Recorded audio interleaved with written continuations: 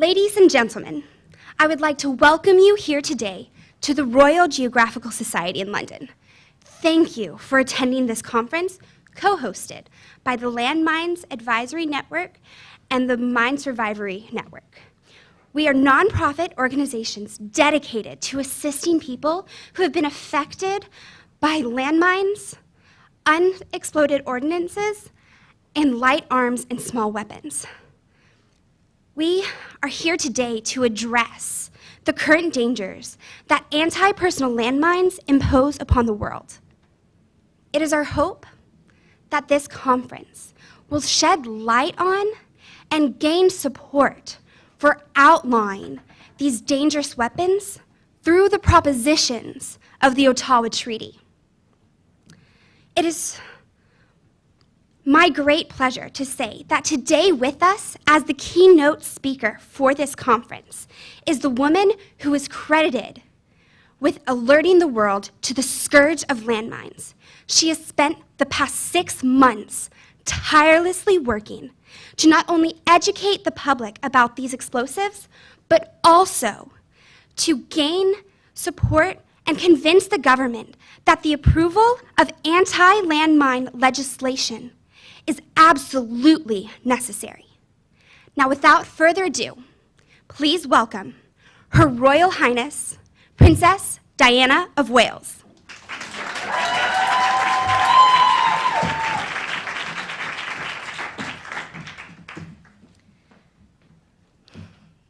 Ladies and gentlemen, I must begin by saying how warmly I welcome this conference on landmines, convened by the Mines Advisory Group and the Landmine Survivor Network. It is so welcome because the world is too little aware of the waste of life, limb, and land which anti-personal landmines are causing among some of the poorest people on Earth. Indeed, until my journey to Angola earlier this year, on which I'm going to speak this morning, I was largely unaware of it too. The mine is a stealthy killer. Long after conflict is ended, its innocent victims die or are wounded singly in other countries of which we hear little. Their lonely fate is never reported. The world, with its many other preoccupations, remains largely unmoved by a death roll of something like 800 people every month, many of them women and children. Those who are not killed outright, and they number another 1,200 a month, suffer terrible injuries and are handicapped for life. I was in Angola in January with the British Red Cross, a country where there are 15 million landmines in a population of 10 million, with the desire of drawing world attention to this vital, but hitherto largely neglected issue. Some people chose to interpret my visit as a political statement, but it was not. I am not a political figure. As I said at the time, and I'd like to reiterate now, my interests are humanitarian. That is why I felt drawn to this human tragedy. This is why I wanted to play down my part in working towards a worldwide ban on these weapons. During my days in Angola, I saw at first hand 3 aspects of this scourge. In the hospitals of Luanda, the capital, and Huambo, scene of bitter fighting not long ago, I visited some of the mine victims who had survived and saw their injuries. I am not going to describe them because, in my experience, it turns too many people away from the subject. Suffice to say that when you look at the mangled bodies, some of them children, caught by these mines, you marvel at their survival. What is so cruel about these injuries is that they are almost invariably suffered where medical resources are scarce.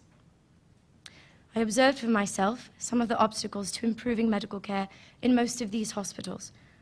Often there is a chronic shortage of medicine, of painkillers, even of anesthetics. Surgeons, constantly engaged in amputating shattered limbs, never have all of the facilities we would expect to see there. So the human pain that has to be borne is often beyond imagining. This emergency medical care, moreover, is only the first step back to a sort of life.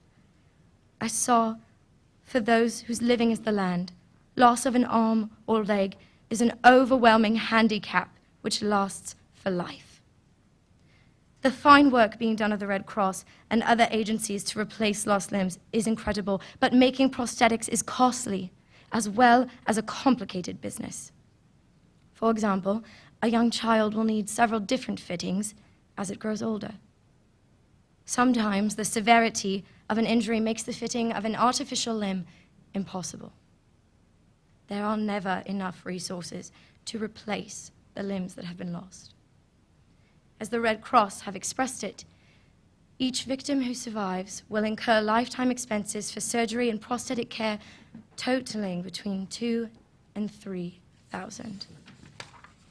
That is an intolerable load for a handicapped person in a poor country. That is something to which the world should urgently turn its conscience. In Angola, 1 in every 334 members of the population is an amputee. Angola has the highest rate of amputees in the world.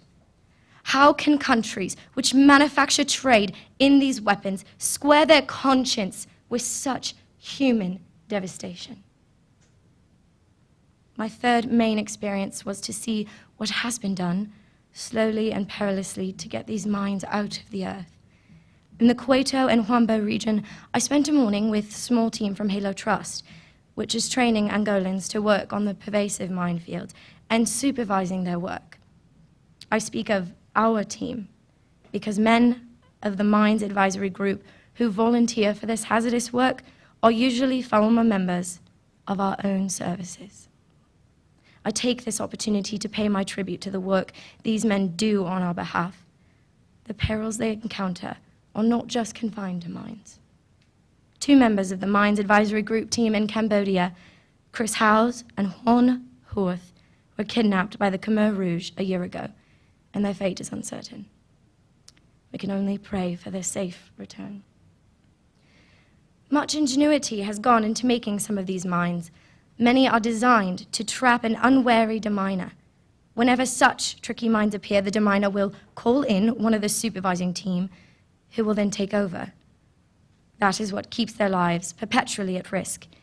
It might be less hazardous if some of the technical skills used in making mines had been applied to better methods of removing them. Many of these mines are relatively cheap. They can be bought for $5 apiece or less. Tracing them, lifting them, disposing of them costs far more, sometimes as much as 100 times more. Angola is full of refugees returning after a long war. They present another aspect of this tragedy. The refugee turns towards home, often ignorant of conditions in his homeland. He knows of mines, but homeward bound, eagerness to complete the journey gets the better of him. Or he finds mines on what was once his land and attempts to clear them. There were many examples of this in Angola. These mines inflict most of their casualties on people who are trying to meet the elementary needs of life. They strike the wife or the grandmother gathering firewood for cooking. They ambush the child sent to collect water for the family. I was impressed to see the work being done by many of the world's agencies on mine awareness. If children can be taught at school, if adults can be helped to learn what to do and what not to do in regions that have been mined, then lives can be saved and injuries reduced. There are said to be around 110 million mines lurking somewhere in the world, and over 1/3 of them are in Africa. Angola is probably more heavily mined than anywhere else because the war went on for such a long time and it invaded so much of the country. So that country is going to be infested with mines and will suffer many more victims. And this brings me to one of my main conclusions I reached after this experience. Even if the world decided tomorrow to ban these weapons, this terrible legacy of mines already in the earth would continue to plague the poor nations of the globe. The evil that men do lives after them. And so, it seems to me there rests a certain obligation upon the rest of us. One of my objectives in visiting Angola was to forward the cause of those like the Red Cross, striving in the name of humanity to secure an international ban on those weapons. Since then, we are glad to see some real progress has been made. There are signs of a change of heart, at least in some parts of the world. For that, we should be cautiously grateful. If an international ban on mines can be secured, it means looking far ahead, that the world may be a safer place for this generation's grandchildren. But for this generation, in much of the developing world, there will be no relief, no relaxation. The toll of deaths and injuries caused by mines already there will continue. This tracing and lifting of mines is a desperately slow business, so in my mind, a central question remains. Should we not do more to quicken the deminers' work, to help the injured back to some sort of life, to further our own contribution to aid development? The country is enriched by the work done by its overseas agencies and non-governmental organizations who work to help people in Africa and Asia to improve the quality of their lives. Yet mines cast a constant shadow over so much of this work. Resettlement of refugees is made hazardous. Good land is put out of bounds. Recovery from war is delayed. Aid workers themselves are put at risk.